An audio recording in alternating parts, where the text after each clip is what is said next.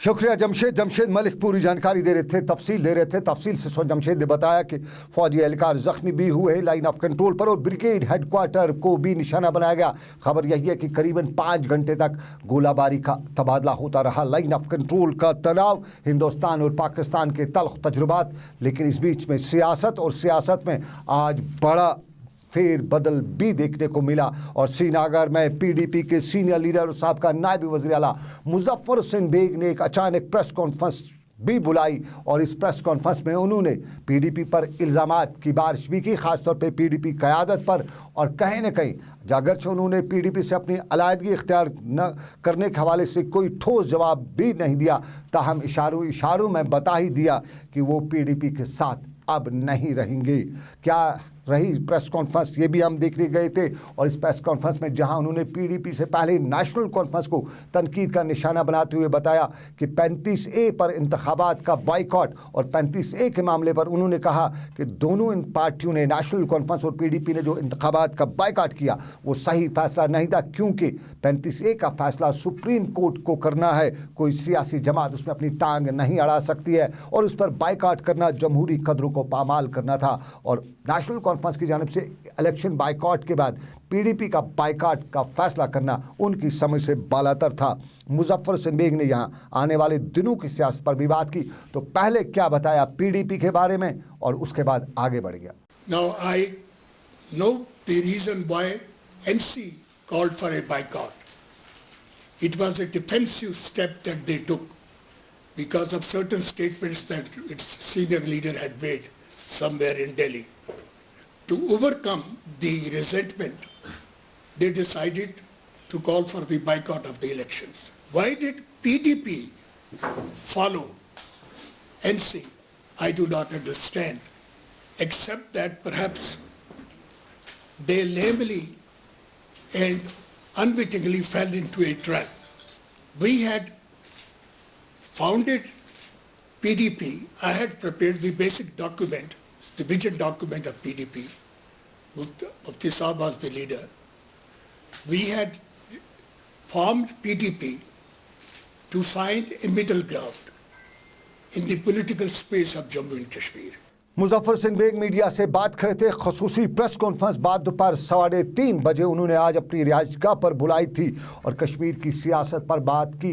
माजी के हालात को भी टटोला और माजी के हालात के साथ साथ सूरत हाल पर भी इस प्रेस कॉन्फ्रेंस के साथ बात की। लेकिन आगे का क्या अल्लाह अमल होगा, इस पर भी बात की। क्या वो नए फ्रंट की तरफ जाएंगे, सज्जाद गनी लोन के साथ जाने पर भी बात की गई। मीडिया ने उनसे ये भी पूछा, तो मुजफ्फर हुसैन बेग का ये भी कहना था कि मरहूम अब्दुल गनी लोन उसके करीबी दोस्त थे। उन्होंने पीपल्स कॉन्फ्रेंस का, जिस तरह से मुजफ्फर बेग ने बताया कि पीपल्स कॉन्फ्रेंस का उन्होंने मंशूर उन्होंने बनाया है और पीडीपी का के मंशूर की तो बात ही नहीं। और ये भी बताया कि सज्जाद लोन उनके फर्जंद की तरह है, लेकिन ये भी नहीं बताया कि इस नए फ्रंट में अगर वो शामिल होते हैं तो वो किस हैसियत से होंगे। क्या बताया फ्रंट के बारे में मुजफ्फर हुसैन बेग ने, आपको दिखाते हैं। For me, Sajjad Loan is like a son. If Sajjad Loan is interested that there should be a third force that should emerge, then you will be leading it? though, that could be considered. Should be considered. It should be encouraged because people are looking for something, something new, something different. I prefaced it by saying I will see what the reaction of the leadership of PDP is. Muzaffar Hussain Baig Srinagar में अचानक बुलाई press conference, इत्तेहाद पर भी बात की, नए front की बात भी की। सज्जाद गनी लोन के बारे में जिस तरह हमने बताया कि उन्होंने बताया कि मरहूम अब्दुल गनी लोन के करीबी साथी रहे, दोस्त रहे।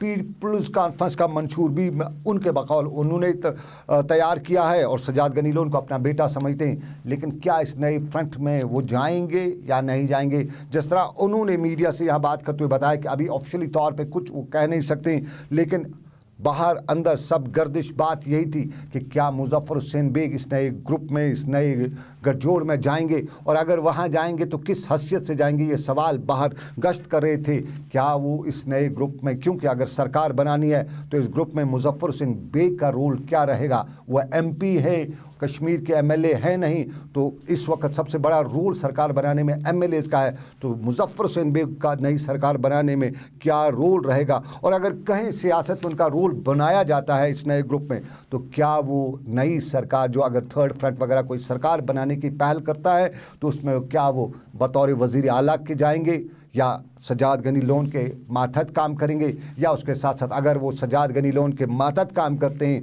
तो फिर क्या वो नायब वज़ीर आला के पोस्ट पे वहाँ जाते हैं। तो तब बात ये भी उठ रही थी, बात ये भी चल रही थी कि क्या इमरान रज़ा अंसारी वो बर्दाश्त कर पाएंगे, क्या कुछ नए फ्रंट की क्या बन सकता है नए फ्रंट में।